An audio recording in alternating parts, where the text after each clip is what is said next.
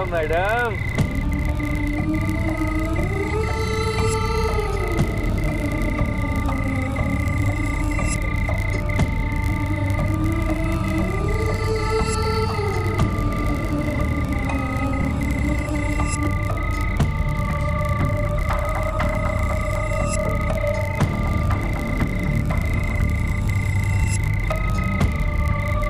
अरे आइए मैडम, घबराइए नहीं, हम छोड़ देते हैं आपको।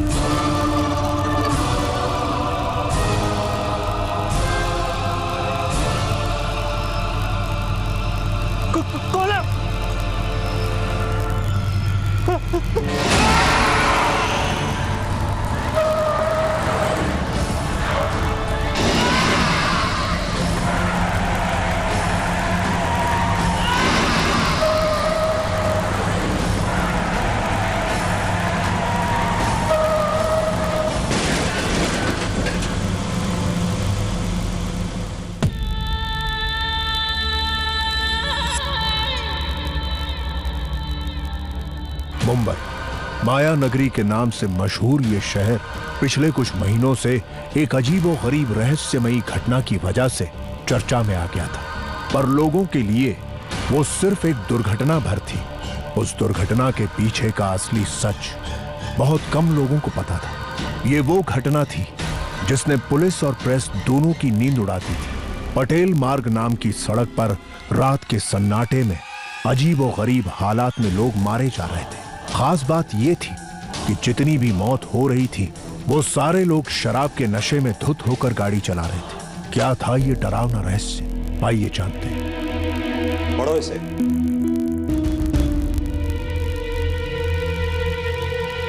राजीव, पिछले कई महीनों से रिपोर्ट छप रही है।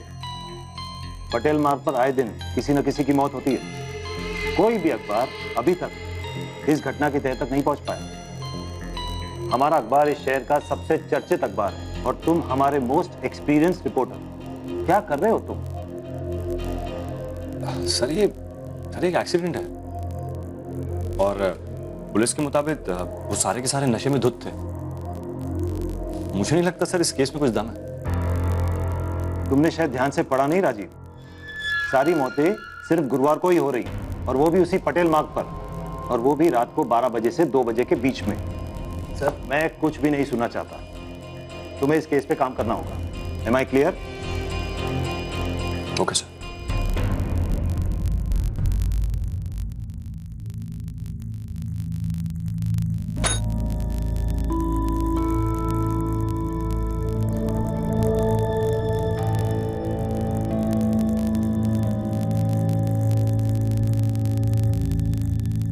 हाय राजीव, क्या हुआ? बड़े टेंशन में लग रहा है। यार पता नहीं ये प्रभाकर सर को क्या हो गया, छोटे छोटे केस को इतना बड़ा बनाना चाहते हैं। अब कौन सा केस आ गया तेरे पास? ये देख, पटेल मार्ग पे होने वाले सीरियल एक्सीडेंट का केस मुझे थमा दिया। कहते हैं इन्वेस्टिगेट करो। यार अब इस केस पे पुलिस कुछ नहीं कर पाई, मैं क्या करूंगा? ला देखता हूं।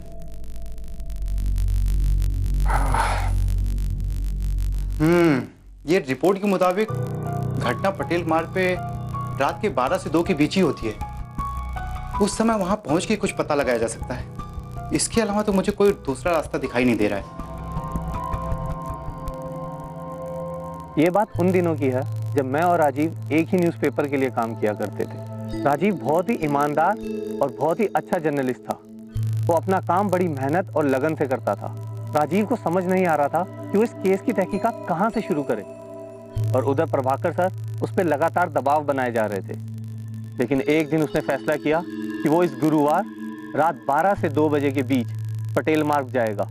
क्या पता शायद कोई सबूत हाथ लग जाए, लेकिन उसे ये नहीं मालूम था जिसे वो साधारण सा केस समझ रहा था वो दरअसल साधारण सा केस नहीं था। वो एक रहस्यमय जाल था जिसमें वो खुद फंस जाएगा।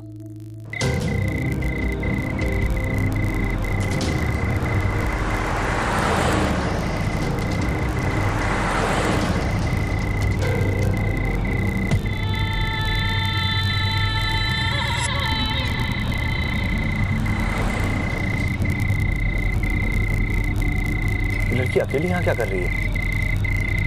आसपास कोई गाड़ी भी नहीं दिखाई दे रही। लगता है ऐसी वैसी लड़की होगी।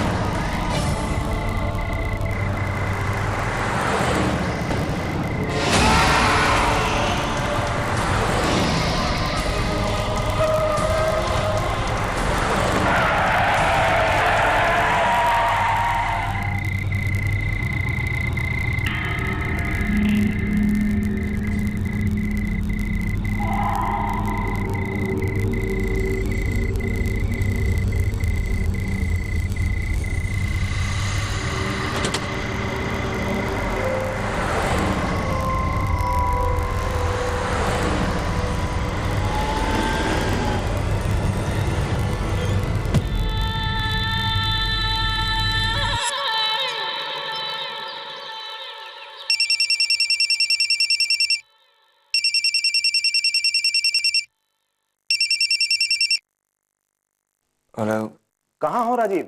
11 बज गए और तुम ऑफिस में नहीं हो? Sir really sorry sir. Sir मैंने पता लगा लिया है कि पटेल मार्ग पे लोग क्यों और कैसे मरते हैं। तो जल्दी से ऑफिस पहुंचो और रिपोर्ट करो। अलविदा सर। गुड।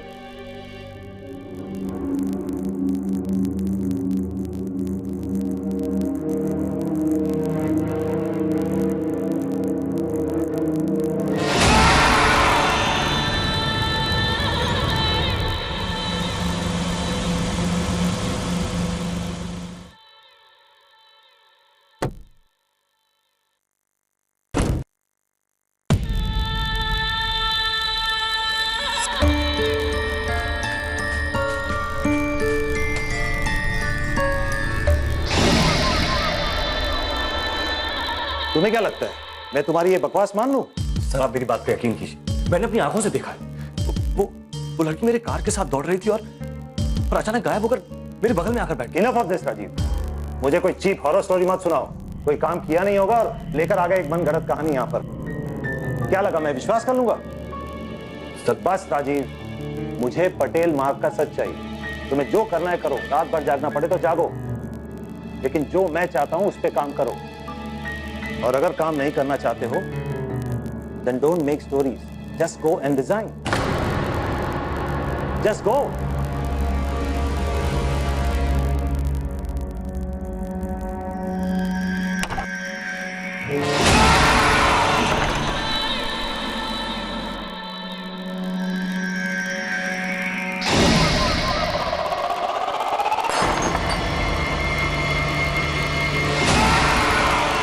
प्रभाकर सर ने राजीव की किसी भी बात पर विश्वास करने से साफ मना कर दिया। उन्हें लगा जैसे कि राजीव कोई बहाना कर रहा हो। राजीव ने बहुत समझाने की कोशिश की, लेकिन कोई फायदा नहीं हुआ। फिर राजीव को लगा कि इस केस के तह तक जाने से ही कोई रास्ता निकलेगा।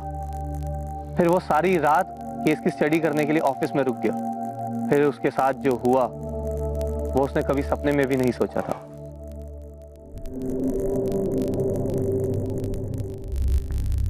राजीव,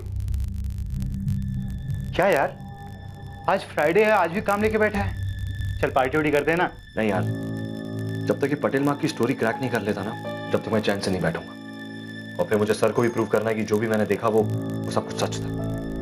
पार्टी किसी और दिन करेंगे यार। ठीक है, तेरी मर्जी। बाय द वे, मुझे भी तेरी कहानी पे यकीन नहीं होता। वो तो वक्त ही बताएगा। चल अच्छा ठीक है, मैं निकलता हूँ। हाँ चल बाय।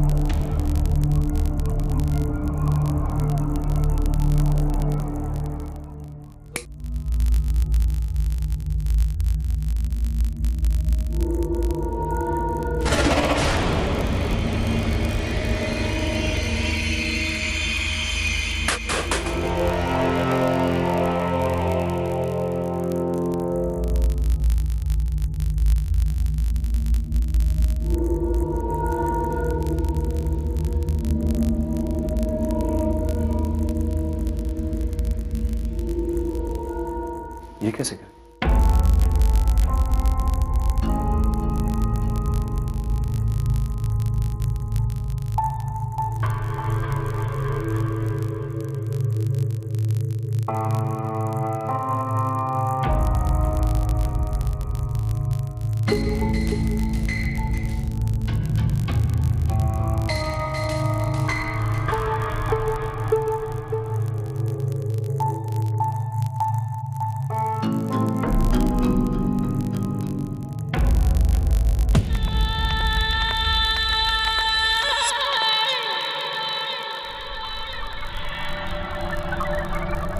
कौन है वहां?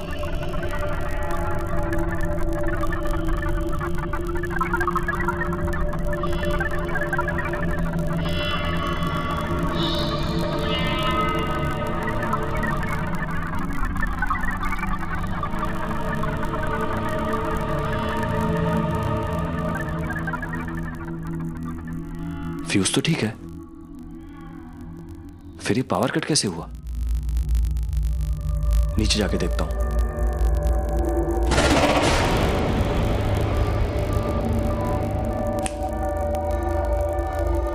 सुमित, सुमित, सुमित तू है क्या? प्लीज मजाक मत कर यार, मैं ऑलरेडी बहुत टेंशन में हूं। सुमित,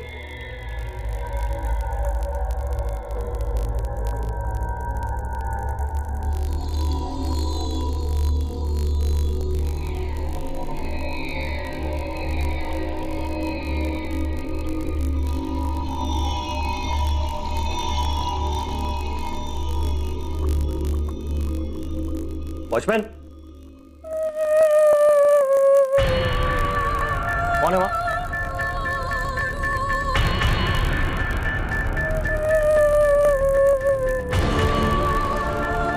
सुमित,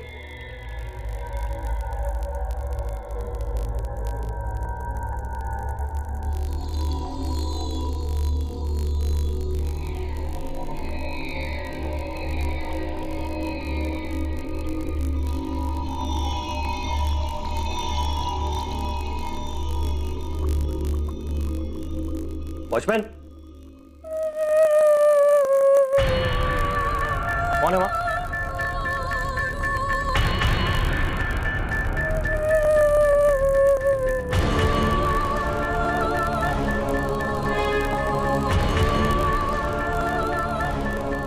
कौन?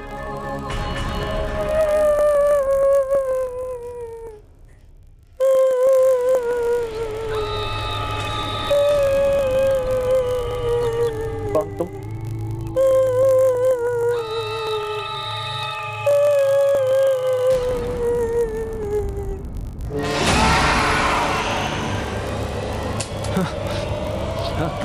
वॉचमैन, वॉचमैन, वॉचमैन,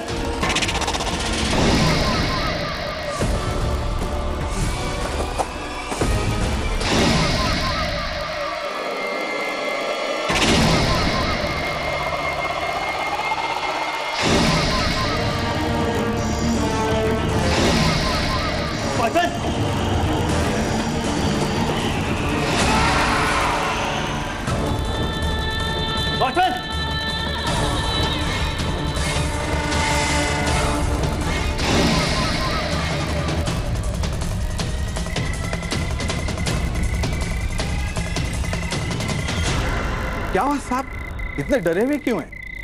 सीढ़ियों पे अंधेरा था, और साहब आप सीढ़ियों से क्यों आए? लिफ्ट से आ जाना चाहिए था। तो लाइट नहीं थी इसीलिए। लिफ्ट कहाँ से चलती? क्या बात कर रहे हैं साहब, लाइट तो है, आप खुद ही देख लीजिए।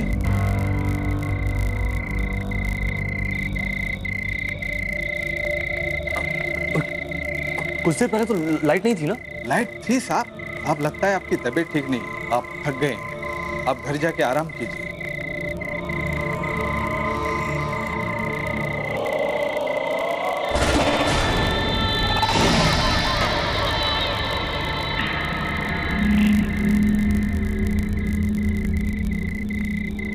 साहब आप अकेले मत जाइए साहब, आप थके हुए लग रहे हैं और ऐसे में गाड़ी चलाना ठीक नहीं है।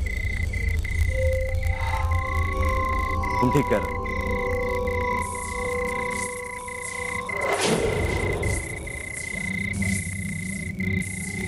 सर लगता है शॉर्ट सर्किट हो गया।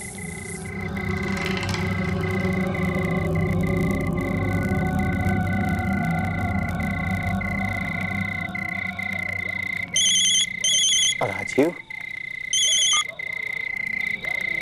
हाँ राजीव, क्या हुआ? तू आ रहा क्या मेरे घर?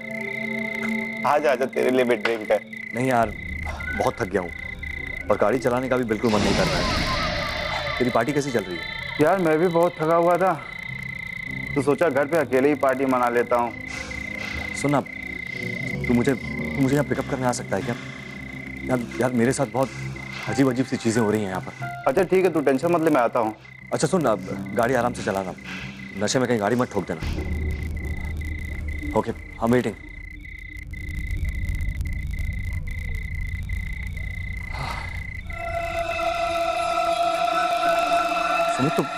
सुमित तो पटेल मार्ग से आएगा।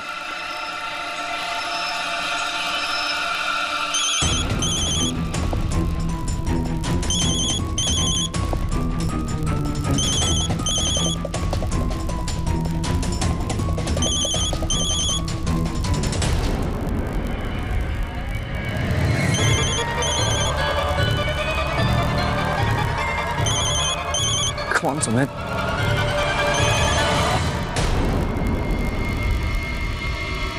साहब गाड़ी लेके मत जाइए साहब, आपकी तबीयत ठीक नहीं साहब।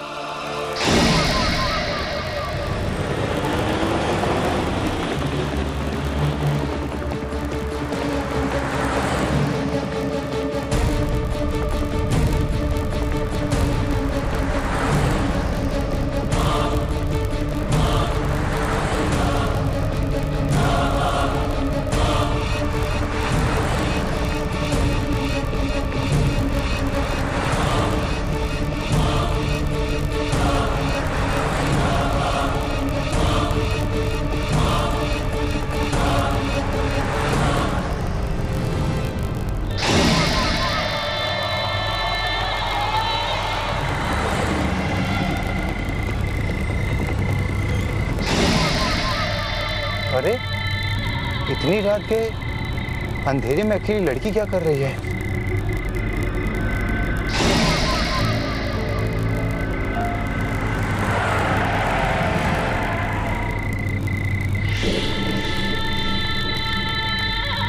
आजा।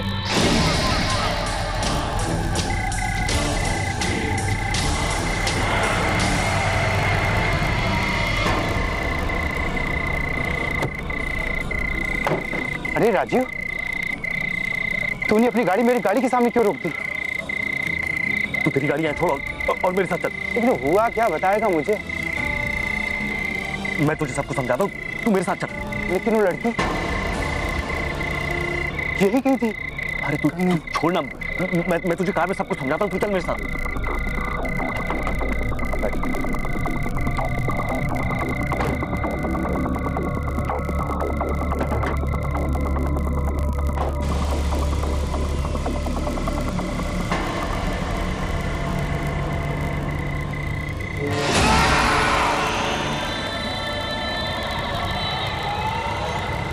राजीव ने इंटरनेट पे सर्च किया और उसे पता चला कि इस तरह की घटना तब होती है जब कोई आत्मा किसी से कुछ कहना चाहती हो। इसलिए वो आत्मा उसके सामने बार बार आती है, लेकिन वो उसे कोई नुकसान नहीं पहुंचाती।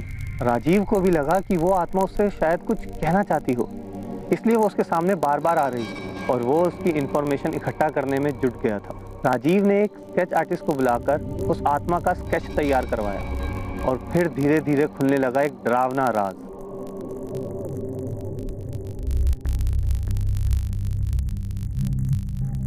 सर सर सर, यही है वो लड़की, यही वो लड़की जिसके बारे में मुझे जानकारी चाहिए। देखिए मिस्टर राजीव, अभी हम केस के बीच में हैं। जब तक पूरी तफ्तीश नहीं हो जाती केस की, हम आपको कुछ नहीं बता पाएंगे।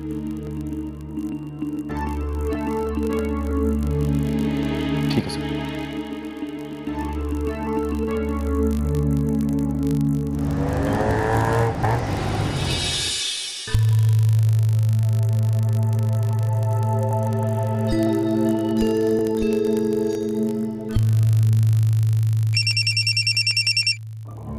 हेलो, अब इंस्पेक्टर साहब कुछ पता चला? मिस्टर राजीव, वो लड़की 6 महीने पहले मर चुकी है। उसका नाम सुचेता मेहता था। पुलिस को उसकी लाश खाड़ी में मिली थी और पोस्टमार्टम रिपोर्ट के हिसाब से उसने सुसाइड किया। क्या सुसाइड? आपके पास उसका एड्रेस है? जी, नोट कीजिए। एक मिनट।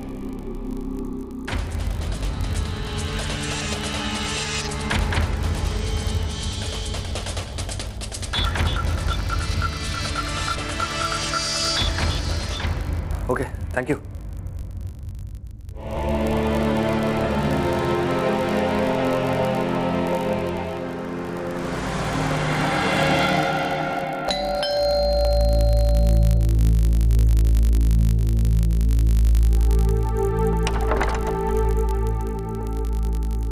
जी, किससे मिलना है?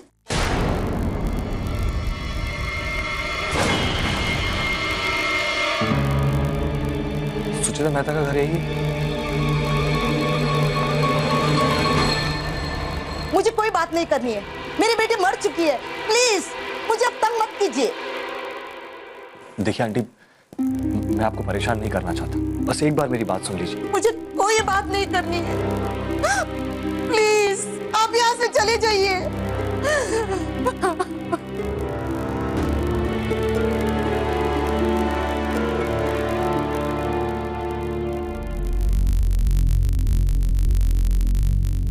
सुचेता मेरी इकलौती बेटी थी। हमेशा क्लास में फर्स्ट आती थी। स्पोर्ट्स में भी बहुत अच्छी थी। हाँ, आईएएस की तैयारी कर रही थी। बहुत सारे सपने थे उसके। बहुत हंसमुख थी। उसके सुसाइड करने का तो सवाल ही पैदा नहीं होता। रिपोर्ट में जरूर कुछ गलत लिखा है। पुलिस ने जरूर कुछ हमसे छुपाया है।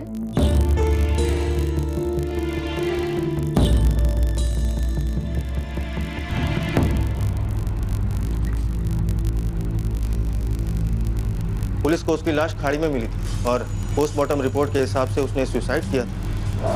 सुसाइड करने का तो सवाल ही पैदा नहीं होता। पुलिस ने जरूर कुछ हमसे छुपाया है।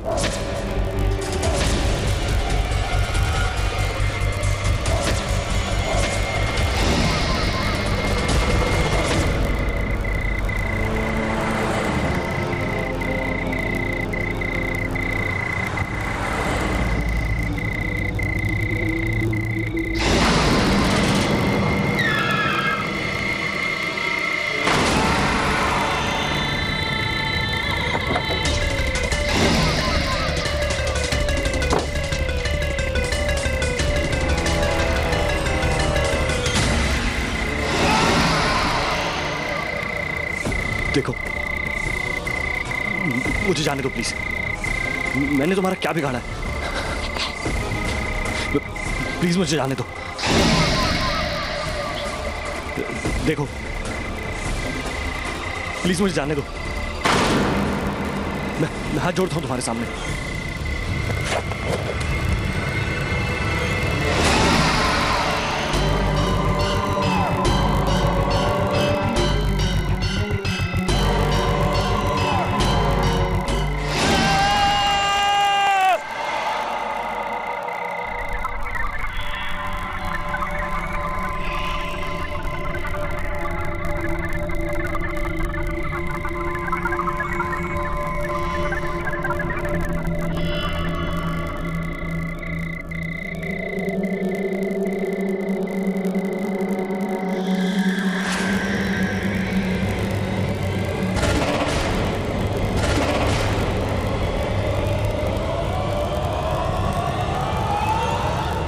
राजीव आरटीओ गया और उसने उस गाड़ी के नंबर के बारे में पता लगाया। वो समझ चुका था कि हो ना हो निखिल रॉय का इस केस से कुछ ना कुछ तो लेना देना है। निखिल के पास ही इस केस की कुछ ना कुछ जानकारी जरूर मिलेगी। लेकिन निखिल एक बहुत बड़े बिजनेसमैन का बेटा था, उसे कुछ भी मालूम करना इतना आसान नहीं था। तो फिर राजीव ने एक दूसरा रास्ता अपनाया।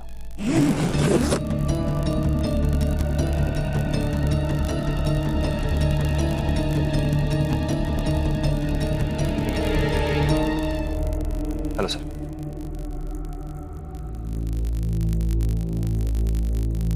शुरू करें इंटरव्यू। एक साल पहले आपने गुजरात में फैक्ट्री खोली। वो उस समय की सबसे बड़ी फैक्ट्री थी। आप एक सक्सेसफुल बिजनेसमैन रहे। इसका राज क्या है? मेरे पापा मेरे आदर्श हैं। सर आप 6 महीने से कहीं बाहर नहीं जा रहे। 6 महीने से आप घर पर ही हैं। इसकी कोई खास वजह है? एक्चुअली मेरी तबीयत खराब चल रही है, इस वजह से मैं ऑफिस नहीं जा पा रहा हूँ। और खैर आप अब रहने दीजिए, आप फिर कभी आना, मेरी तबीयत सही नहीं है।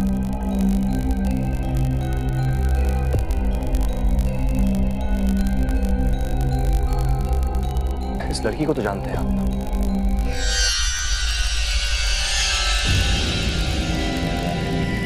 ये कौन है? मैं इसे नहीं जानता। आप जाइए यहाँ से, जाइए। इसके घर वालों का कहना है कि इस लड़की की मौत आपकी वजह से हुई और वो कोर्ट में अपील कर रहे हैं ये केस रीओपन किया जाए। पुलिस तहकीकात करेगी और सारा सच सामने आ जाए। ये सब झूठ है, मेरा इससे कोई लेना देना नहीं है। मैं उसे जानता ही नहीं हूं, मैंने कुछ किया ही नहीं। वो तो मेरी गाड़ी के सामने।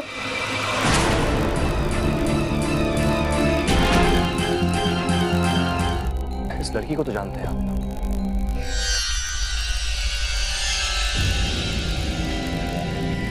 ये कौन है? मैं इसे नहीं जानता। आप जाइए यहाँ से, जाइए। इसके घर वालों का कहना है कि इस लड़की की मौत आपकी वजह से हुई और वो कोर्ट में अपील कर रहे हैं ये केस रीओपन किया जाए। पुलिस तहकीकात करेगी और सारा सच सामने आ जाए। ये सब झूठ है, मेरा इससे कोई लेना देना नहीं है। मैं उसे जानता ही नहीं हूं, मैंने कुछ किया ही नहीं। वो तो मेरी गाड़ी के सामने।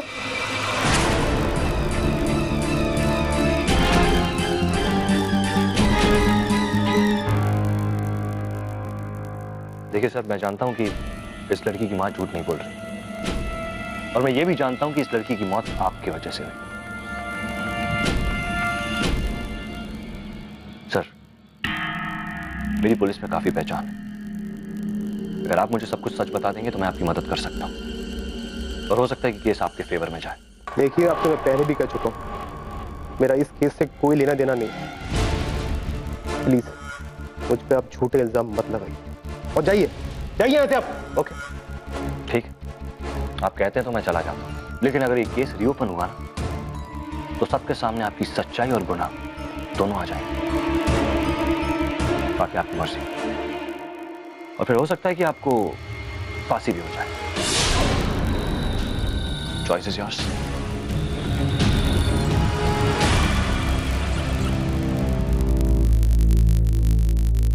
मैं तुम्हें बताता हूं। उस दिन मैं और मेरा दोस्त सौरभ पार्टी से लौट रहे थे। मेरा बर्थडे था, मैंने बहुत ड्रिंक कर रखा था। Happy birthday to me. Happy birthday to me. अबे हैप्पी बर्थडे जोड़। दारू पी, तू दारू पी। बहुत पिया पहले से, बहुत पी लिया। मैं बोल रहा हूँ दारू पी।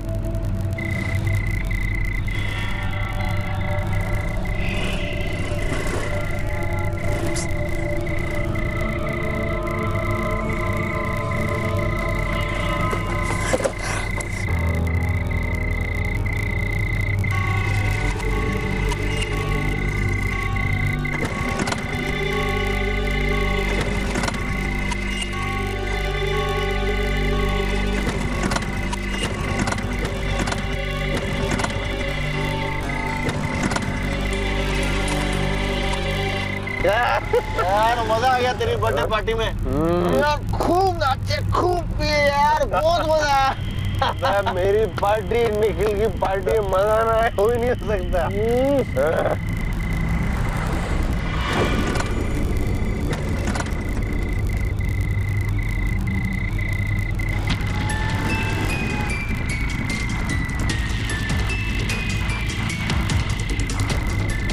यार वो निशा, यार वो तो तेरे पे फुल फ्लैट हो गई थी, फुल फ्लैट।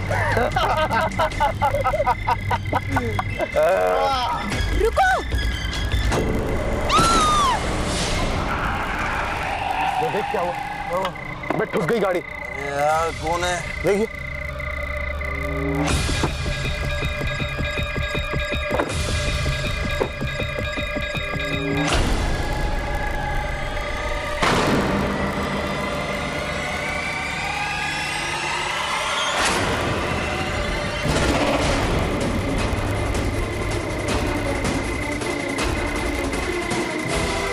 ये तो मर गए यार।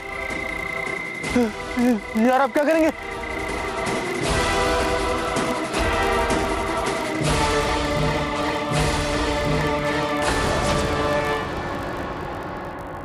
और उसके बाद उस लड़की को हमने खाई में धकेल दिया, डर के मारे।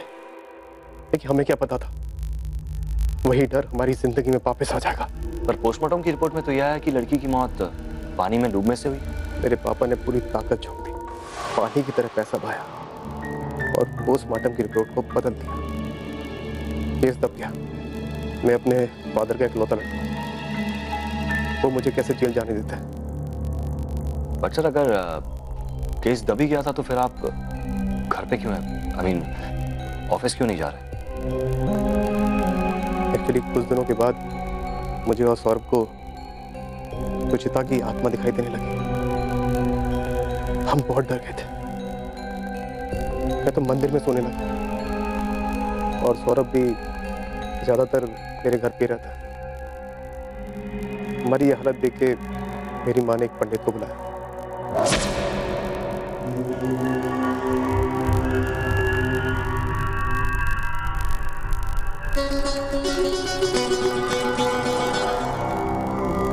ये लीजिए, इसे गले में धारण कीजिए।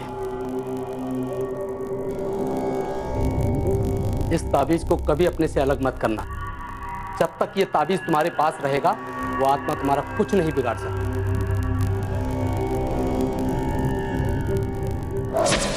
और उसके बाद भी सुचिता की आत्मा मुझे और सौरभ को दिखाई देती है, लेकिन इस ताबीज की वजह से वो हमारा कुछ बिगाड़ नहीं पाती। हम इतने डर गए कि हम घर से बाहर निकलते ही नहीं, और सौरभ तो अपने घर पे ही रहता है। कभी कभी यहाँ पे आता रहता मेरे पास। देखिए, मैंने आपको सब बता दिया, प्लीज मेरी हेल्प कीजिए। आप फिक्र मत कीजिए सर, मुझसे जितना होगा मैं अपनी मदद करूंगा आपकी। ठीक है सर, मैं चलता हूं, मुझे बहुत काम है।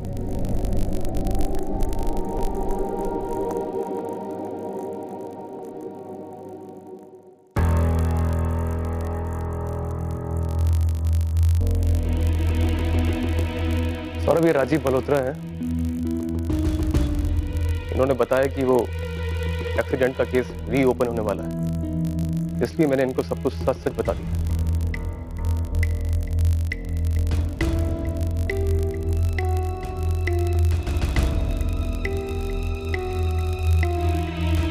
लेकिन तुम हमारी मदद क्यों करना चाहते हो? उसमें तुम्हारा क्या फायदा? अब आप लोग इतने बड़े लोग हैं, इंडस्ट्रियलिस्ट हो, मौका पड़ने पर आप मेरी मदद करेंगे ना? बिल्कुल, आपके पास हमारा नंबर है, आप जब चाहे मुझे फोन कीजिए। बाय। एक मिनट।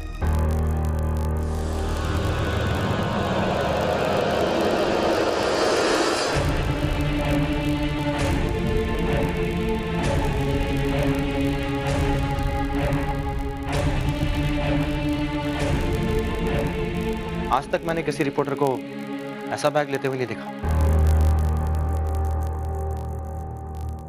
क्या है इस बैग में? कुछ फाइल्स हैं और मेरी पर्सनल चीजें। अच्छा, हम खुद देख के तसल्ली कर ले। मैं कह रहा हूं ना, कुछ फाइल्स और पर्सनल चीजें। तो बताइए ना। अरे राजीव दिखाओ ना, क्या प्रॉब्लम क्या है? बता दो। अरे दिखा दो ना। सर वो पर्सनल चीजें मैं कह रिलैक्स ना, कोई दिक्कत नहीं। कुछ नहीं है ना, तो क्यों डर रहे हो? हाँ देखने दो। बताओ।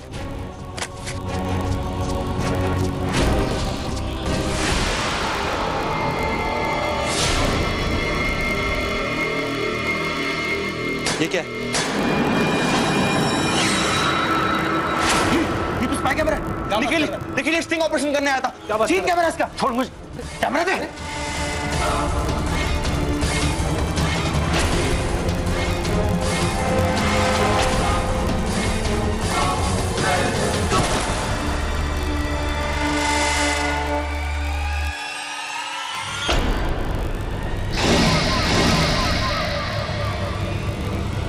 निखिल लॉकेट।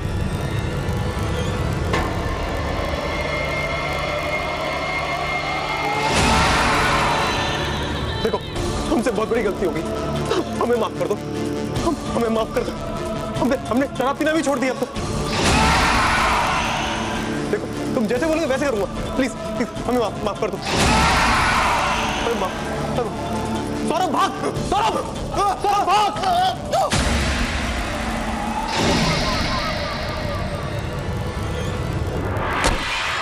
निखिल दरवाजा खोल, निखिल दरवाजा खोल, निखिल।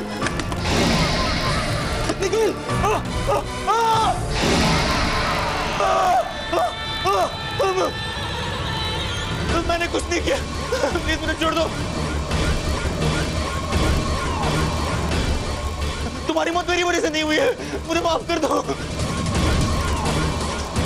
मुझे छोड़ दो प्लीज, मुझे छोड़ दो। मैंने कुछ नहीं किया, मुझे छोड़ दो।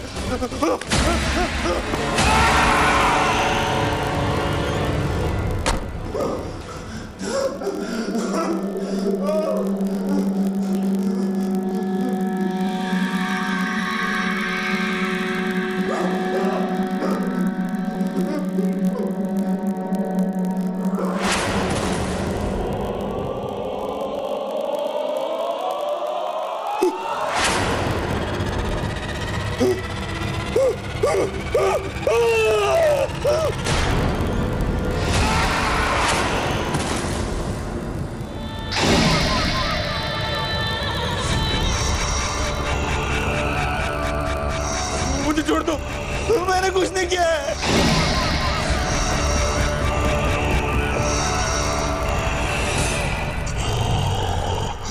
मैंने कुछ नहीं किया, मुझे माफ कर दो।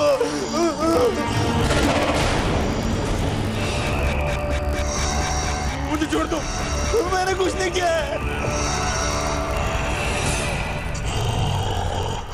मैंने कुछ नहीं किया, मुझे माफ कर दो। मैंने कुछ नहीं किया है।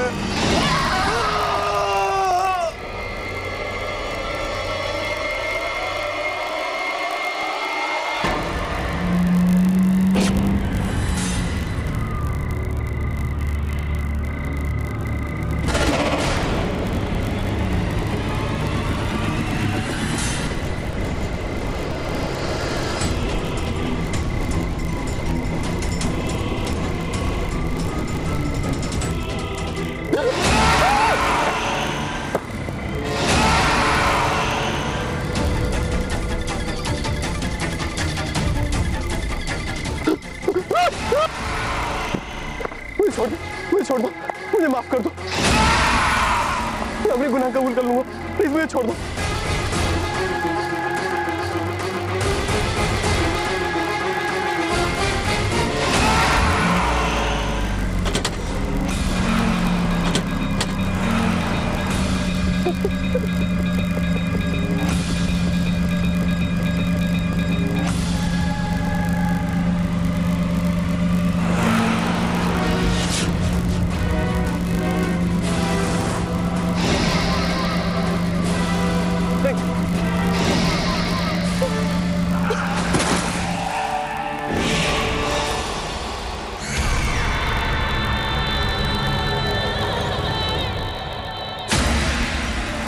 सुचेता ने निखिल को मारकर अपनी मौत का बदला ले ली।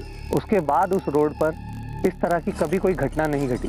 राजीव भी अपने कामकाज में जुट गया, लेकिन राजीव जब भी इस घटना के बारे में सोचता है तो उसके रोंगटे खड़े हो जाते हैं। इस पूरी घटना से मैंने जो सीखा वो ये कि कभी भी शराब पीकर गाड़ी नहीं चलानी चाहिए, क्योंकि उस नशे की हालत में आपसे किसी भी तरह का अपराध हो सकता है। कोई आत्मा जब किसी व्यक्ति से संपर्क करने की कोशिश करती है, इसका मतलब हर बार यह नहीं होता कि वो उसे पजेस करना चाहती हैं। कई बार आत्माएं किसी व्यक्ति से इसलिए भी संपर्क स्थापित करने की कोशिश करती हैं कि ये अपना कोई संदेश पहुंचाना चाहती हैं, जैसा कि आपने अभी इस एपिसोड में देखा। और ये आत्माएं उस प्रकार के व्यक्ति को चुनती हैं जिससे इनकी फ्रीक्वेंसी मैच करती है। ऐसी कई घटनाएं देखने को मिली हैं जहां पर आत्माओं ने खुद आकर अपने हत्यारे के बारे में बताया है। आत्माओं का संसार भी बहुत विचित्र है। जब किसी व्यक्ति की हत्या होती है तो उसकी आत्मा अपनी हत्या वाले स्थान के आसपास घूमती रहती है। उद्देश्य सिर्फ एक ही होता है, अपने हत्यारे को सजा देना या दिलवाना। उसमें कभी ये आत्माएं कामयाब होती हैं, कभी नहीं। जब आप किसी की सहायता करते हैं तो कहीं ना कहीं आप अपनी ही सहायता कर रहे होते हैं। दूसरों की मदद करें